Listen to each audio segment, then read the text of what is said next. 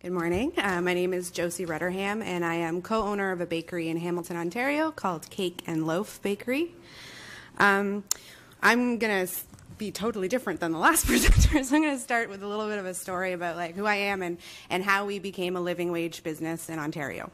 So I was born in Alberta but grew up in Hamilton. I was the child of two social workers, and I went to a very inner city school despite the fact that I had a very comfortable upbringing. It was really obvious from a young age to me the difference between the students at school who were able to have breakfast in the morning, who knew their parents would be there when they got home from school, who were able to get reliable transportation to school every day, and the children like me who were growing up with all the privileges that allowed me to do that.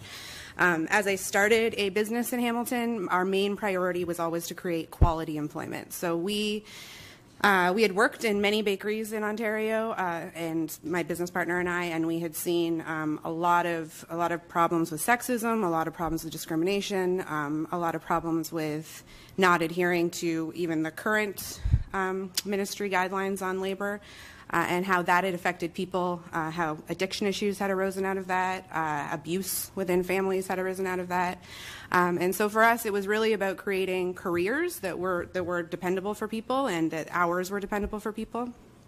So in 2015, we worked with the Poverty Reduction Roundtable in Hamilton and Living Wage Ontario to launch Living Wage within our business. So in the culinary sector, I mean, you get a range, but minimum wage is pretty much the standard. And as you probably heard about servers, even lower than that. And their wages are almost entirely dependent on how that day is going in that restaurant or bakery that day. At Cake and Loaf Bakery now, our minimum wage is $15.50 for those people who do earn tips, and they earn on average $2 to $3 an hour in tips on top of that. That's just our very frontline staff. For everyone else in the bakery, it's $16 an hour. And then our pay range goes up to about $21 an hour. And when we launched Living Wage, we had to give everyone a $2 to $3 an hour raise within a year. That was the commitment that we made to our employees. So along the timelines that you guys are looking at for the minimum wage increases, we did it even faster than that. So we had a lot of planning to do. We had a lot of reprioritizing to do within our business. And I would argue for a small business, we at the time had 23 employees. We have 30 employees now. So we've actually added 7 positions since we launched Living Wage in 2015.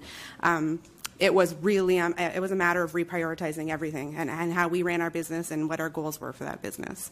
It's really, really difficult for me as an individual who made a lot of personal sacrifices and watched my employees make sacrifices to hear CEOs who, on average, make the average Canadian income by their first day of work on the job every year, to talk about, that I just shrug their shoulders and say, well, what could we possibly do? Well, where would this money possibly come from? I think there's reprioritizing to be done, and I think that people need to take a really hard look at themselves. If they work in a business where they are literally bringing in millions of dollars and they have people in that business working for minimum wage, I'd like them to sit down at a table and talk to those people about what their lives look like. The working poor in Ontario, the working poor who often have multiple minimum wage jobs, and they're not even reliable jobs, they're precarious employment, trying to make ends meet.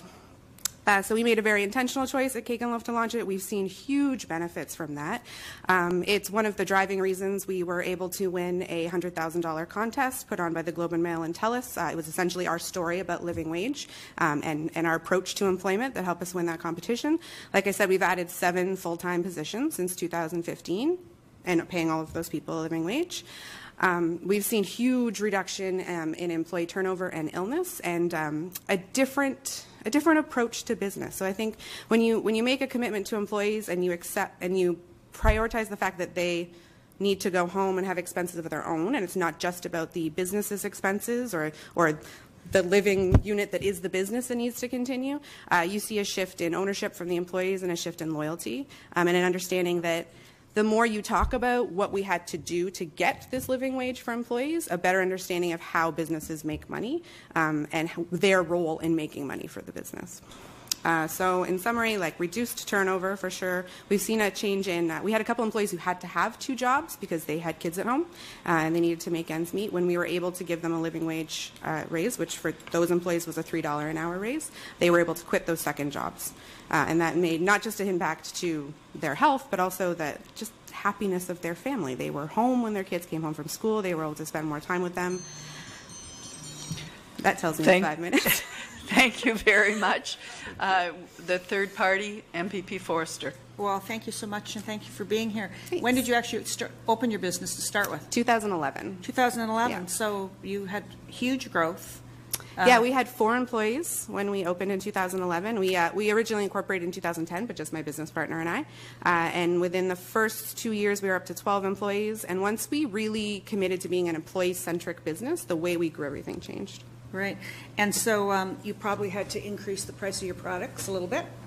There was a very small increase. Yeah. It was about 10 cents to 25 cents per item in the bakery, so that represents maybe a 5% increase.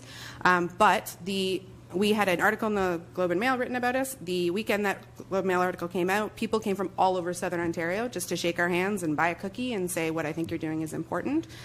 No customer complained about the price increase, and our sales in 2015 were about $1 million in revenue. We just did this year, it's about 1.6 million. So certainly revenue hasn't suffered.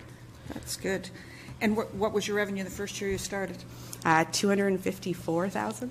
Even that's good in the first Yeah, year. it's pretty good for 4 business. people. Yeah, so the government is proposing still to have a sub-minimum wage for servers and for students. Yeah. Do you have students work for you? I do have students work for me. I have also many friends in the industry, and although serving can be very lucrative in terms of tips, it is by no means a guarantee, and that's the function of a minimum wage, is to guarantee a minimum wage that is reasonable for people. And students, again, the idea that if you can work as a student, you are often working part-time. If you're working full-time, that is a hard thing to take on. You deserve that minimum wage. Thank you so much. Thanks. Thank you. Now to the government, MPP Verneil. Thank you very much, Chair. Good morning, Josie. Thank you very much for coming all the way in from Hamilton to speak to this committee. And I just want to take a second before I ask you some questions to, there's a person behind you with a camera. That's Martin de Groot from Waterloo Region, an anti-poverty spokesperson. Hi, Martin. Thank you for coming in. I'll be seeing you later today. Congratulations on winning this award. That's wonderful news. You know, in your business, I would imagine that the margins are very narrow. Yet Right. you committed to paying your workers a living wage. Mm-hmm. So give us some advice. Where did you find the funds in order to start paying a living wage? Part of it was a commitment from my business partner and I not to exceed our top employees' wages at this point in our business. That's not a commitment we've made for the rest of our business, but it was a commitment to say, if I'm going to go to work and look these people in the eye, I'd like to know they have shelter and accommodation, and I am willing to give up some of my comfort to do that. We certainly shifted how we produced things, so we changed shift times so that less people were working at the same time, which allowed those people to be more productive. It's a small space, so we made some adjustments that way. We had small increases to the pricing, as I said, 10 to 25 cents, which we saw no pushback from. When you decided to go to a living wage, you talked a little bit about the impact that you have seen with your employees. So there's retention is better. They're not calling in sick as much. How has that impacted your business? What does it mean for you? Oh, for a small business, that's huge. When someone calls in sick at a small business, I'd say anywhere you work where there's less than 50 employees, every single one of those people fills a specific role. And if they are sick that day, everybody's scrambling to cover that. And often you're going to have much less productivity that day. So illness is a really big issue, especially if someone, has to take a week off because they can't get over the illness because they don't have proper living accommodations. They're not a healthy environment that they're living in. And whenever you have training costs in any business are huge, especially if you, again, are very specific roles to fill. So we've had a big impact. We've had much less costs in terms of training, certainly in the last 2 years. Okay. And if you ever come back to Queen's Park, we would be very happy to sample some of the items. I didn't know if in your that was bakery. bribing. Thank you very much. Thank you. Thank you. MPP Don? Go ahead. MPP Cole. Josie, could you give the name of your bakery again to us? Cake and Loaf Bakery. Where is it located? We have 2 locations. We are in the Hamilton Farmers Market, which is a permanent indoor market like St. Lawrence Market, and we have one on Dundurn near Aberdeen in Hamilton. Great. Anyways, that's a wonderful Canadian success story, and congratulations to you for basically being innovative, entrepreneurial, and successful. So continued good luck. And again, the address is? 212 Homewood Avenue in Hamilton, Ontario. Okay. And I'll ask. There's 4 seconds. Thank you. Thank you. Due to the official opposition, MPP Walker. Thank you very much, Madam Chair. And Mike, you're definitely playing a good card for a bunch of cookies coming your way, I think.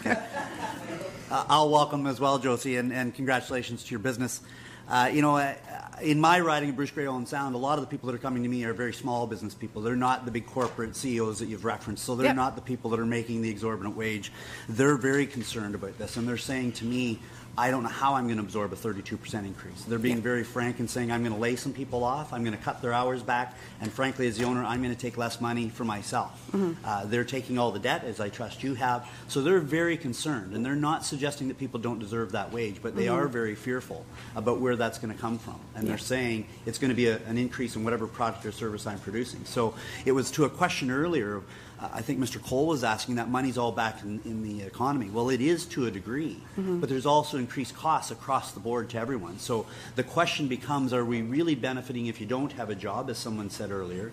It's great to say you're going to get 15. So where does that 32% increase come from for most business? I mean, you obviously have the ability to do it, but many of these businesses have a very small margin, and they're saying, I can't absorb a 32% increase. I think, to be fair, a healthy business should be able to absorb it over the timeline given. Some businesses might fail because of this, and I think we all know that that is a reality, but that we have a much larger community problem here. We have a serious problem with working poor in Ontario, and the living wage has not kept pace with wages in other sectors. We need to help people come out of poverty with dignity, and providing a living wage or a minimum wage at 15 is a positive way to do that. I feel for those businesses. It's a very personal thing, owning a business, and when a business fails, it's like a death for people. But if your business really can't absorb that, I question if you should be in business. And I also intend to see revenues rise as people who shop at my bakery, who many of them are minimum wage earners, are able to spend more money and put that back into the community, especially in small communities where people are not going out to Toronto to spend that money. The other one I'm hearing a lot is from students, and I had at least 5 businesses said to me, I will not be hiring students. I'm going to hire the more experienced worker, because if I'm going to pay $15, I'm going to go there. So those students are coming to me saying, where do I find my job? Where do I go now? And in a rural area, again, there aren't 50 jobs. No, 50 I businesses. understand. We There's really 1 or 2. advocate for co-op programs, especially for post-secondary education. We don't take on paid co-ops at Cake and Loaf, but we do take on unpaid co-ops, and usually we have 2 or 3 going on at a time, in addition to our 30 employees. And often those people are hired at the end of that. So I understand that it's expensive to train students, and often they're temporary and unreliable because they are moving on at the end. But again, it's a matter of prioritizing and shifting. So my challenge with co-op's wonderful. I'm a big supporter of co-op programs, but that's again not paying the freight for those people that again need to save for college, need to save for education.